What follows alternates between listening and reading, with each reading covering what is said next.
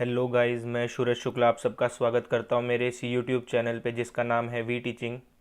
तो आज हम लोग class 10th chapter number 1 real number start करने जा रहे हैं। तो चलिए शुरू करते हैं। तो सबसे पहले आप लोगों को ये पता होना चाहिए कि रियल नंबर्स क्या होते हैं। So real numbers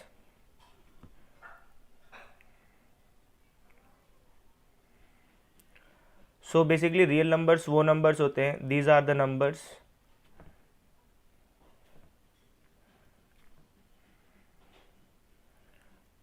which can be represent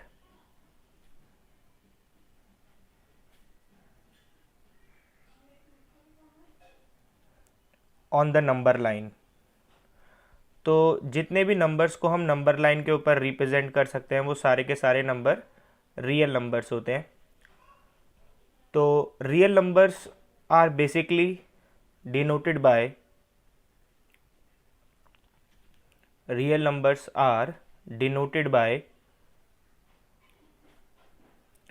capital R. तो अगर हम इनके क्लासिफिकेशन की बात करते हैं तो real numbers are classified into two types.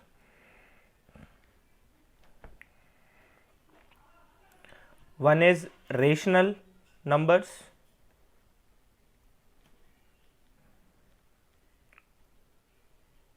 another is irrational numbers।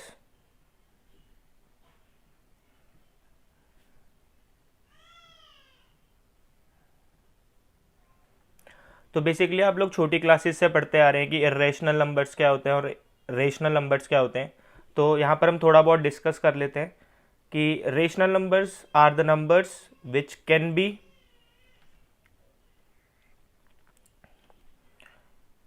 written in the form of p by q where q is not equal to 0। जिन नंबर्स को हम p बाई क्यू फॉर्म में लिख सकते हैं और डिनोमिनेटर ज़ीरो नहीं होना चाहिए उन नंबर्स को हम रेशनल नंबर्स बोलते हैं। या फिर एक बहुत सिंपल सा डेफिनेशन है, जितनी भी टर्मिनेटिंग एक्सपेंशंस होती हैं, टर्मिनेटिंग एक्सपेंशंस कौन सी होती हैं? जो कंप्लीटली डिवाइड हो जाती हैं और नॉन टर्मिनेटिंग बट रिपीटिंग। अगर आपके पास कोई ऐसी एक्सपेंशन है जो कि नॉन टर्मिनेटिंग है, जो डिवाइड नहीं हो रही है बट रिपीटिंग है, तो उसको भी रेशनल नंबर बोला जाता है। इर्रेशनल नंबर्स कौन से होते हैं? Which can not be written in the form of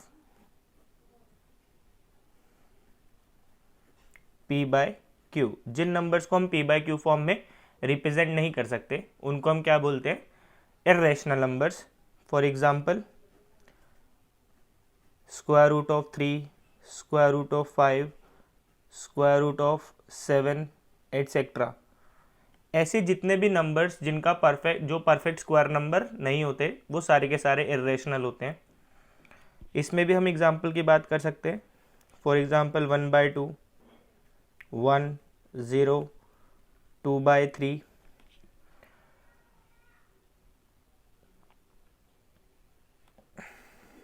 etcetera. तो जितने भी नंबर्स हम p बाय क्यू फॉर्म में लिख सकते हैं उन सबको हम क्या बोलते हैं? रियल नंबर्स बोलते हैं।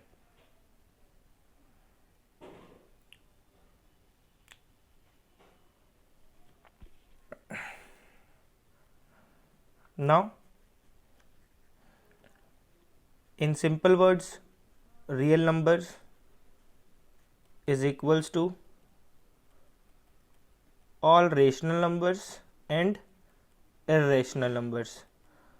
तो रियल नंबर्स के अंदर सारे नंबर्स आ जाते हैं, जितने भी हमारे रेशनल नंबर्स होते हैं और जितने भी हमारे इर्रेशनल नंबर्स होते हैं।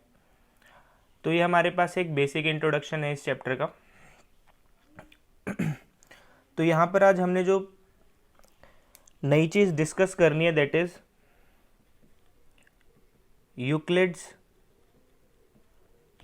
division algorithm. This is very very very important. So boards में 1 मार्क में ये स्टेटमेंट भी आ जाती है कि स्टेट यूक्लिड्स डिवीजन एल्गोरिदम. तो स्टेटमेंट क्या है इसका हमारे पास?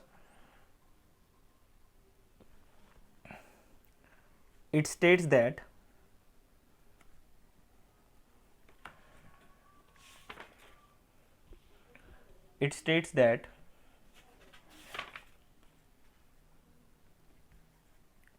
any given integer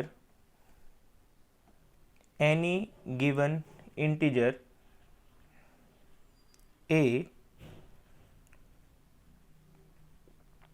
there must exist a unique q and r.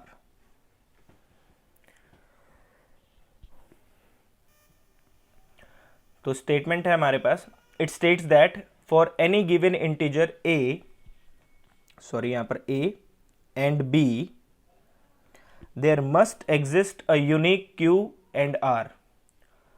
तो ये एल्गोरिदम बहुत सिंपल सी एल्गोरिदम है, तो इसको हम बहुत इजीली समझ सकते हैं.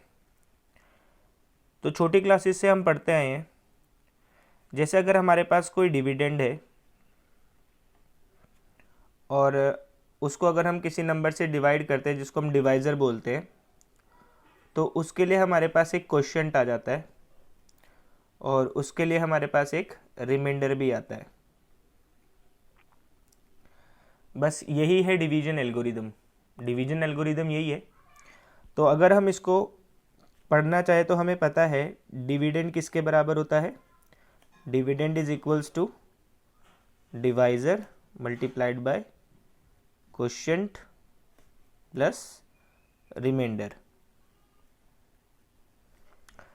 तो अगर हम लोग लेट कर लेते हैं कि हमारे पास कोई एक डिविडेंड है दैट इज a, डिवाइज़र है हमारे पास b, क्वोशिएंट है हमारे पास q and remainder is r. So according to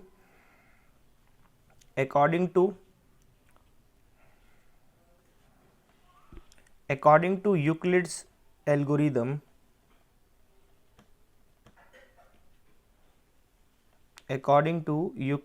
algorithm, dividend is a, divisor is b, quotient is q plus remainder is r. So this is division algorithm. So this is the Euclid's division algorithm. A is equals to bq plus r. और यहाँ पर एक और बहुत important relation होता है हमारे पास कि जो हमारा रिमाइंडर होता है वो या तो हमेशा ज़ीरो से बड़ा होगा. जब भी हम डिवाइड करते हैं तो हमारे पास जो रिमाइंडर आता है उसकी वैल्यू या तो हमेशा ज़ीरो से बड़ी होती है या तो ज़ीरो के इक्वल होती है. And always less than the divisor. Divisor से हमेशा छोटी होती है. रिमाइंडर कभी भी डिवाइज़र से बड़ा नहीं आता.